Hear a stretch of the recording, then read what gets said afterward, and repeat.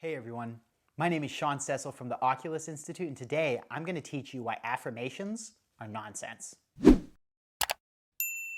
So a lot of people talk about using affirmations to change what they believe or to shift their life and create all these changes, and they'll just go and they'll look in the mirror and they'll just repeat something to themselves over and over and over and over again, and they say, well, if I just repeat it to myself enough, I'm going to believe that it's true, and then everything's going to be cool.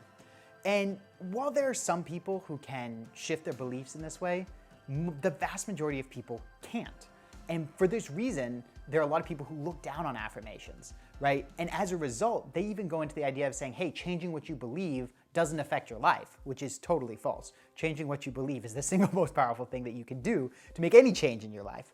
But the key is that affirmations are not the best way to get there. And in many cases, they don't work. I actually don't support using affirmations as a tool for the vast majority of people.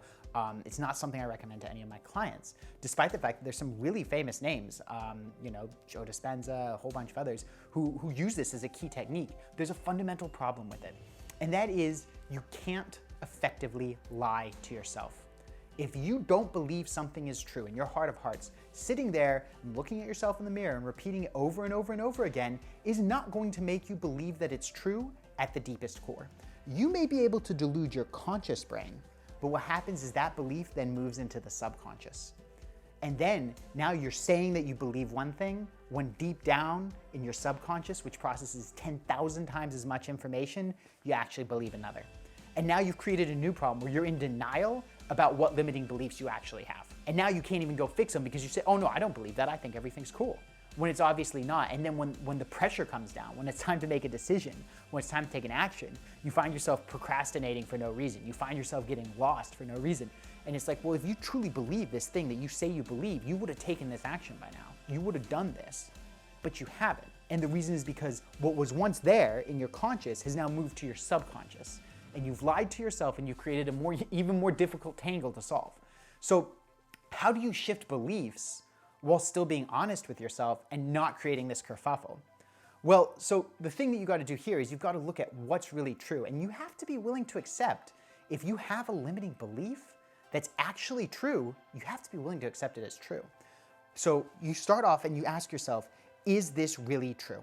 Now, if you go and you look at the evidence and you find that it's not really true, and that limiting belief is exaggerated and it has no support and you can't prove it, right? Well, so first of all, is if you can find evidence against it, now you have a bunch of references that it's definitively false, which is great, right? But the second thing is you may not have any evidence one way or another. It may just be like, well, I think it is, but there's no evidence one way or another.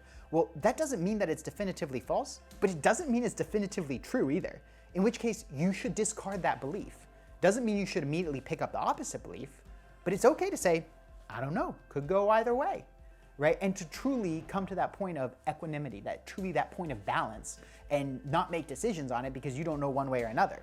Right? Now, if you happen to know that it's definitively false and there's this other empowering belief that's definitely true, well then great, latch on to that, have that animate your life. That's wonderful, right? But at the very least, don't continue to invest belief in something that has no evidence for it at all, right? Now, the second question you can ask yourself is this always true? Or is this definitely true? Something along those lines. Because very often you're going to find situations where this can be true sometimes, but not all the time. And all you have to do is keep yourself in a certain situation, then you don't have to worry about it, right? That's really helpful, right? Which brings us to the third question, which is, if this is true in the situation that I'm dealing with, how can I make it irrelevant? So for example, if you've got an online business and something's not working, say, one of your ads isn't converting, then you don't go to the mirror and say, my ad's gonna convert today, my ad's gonna convert today, right? That's not gonna change anything. That's not gonna make people click a sucky ad. People are just gonna keep doing what they're doing, right? And your business is gonna struggle, right? But what you can do is you can make that true negative belief that your ad isn't working, which is just a true statement, you can make it irrelevant by creating a new ad that actually is persuasive, that actually showcases the value of what you do, and actually gets people interested. And now the fact that your old ad sucked doesn't matter because you're not running it anymore. You're running a new ad that actually works, right? So this process allows you to shift your beliefs or to take beliefs that aren't serving you and make them irrelevant, but this allows you to live in a world of empowering beliefs without ever having to lie to yourself. So that's why the affirmations method of just trying to believe something that isn't true isn't gonna serve you. But there is a better way. Just remember to ask yourself these three questions. Is that really true? Is that always true? And if this is true in the situation I'm dealing with, how can I make it irrelevant? Ask yourself those questions, and you'll be able to have empowering beliefs without ever having to lie to yourself. Hey everyone, I hope you enjoyed this video. And if you want to learn more about career planning, getting out of a burnout job, or creating a career that truly fulfills you, then I've got a free comprehensive video laying out the process.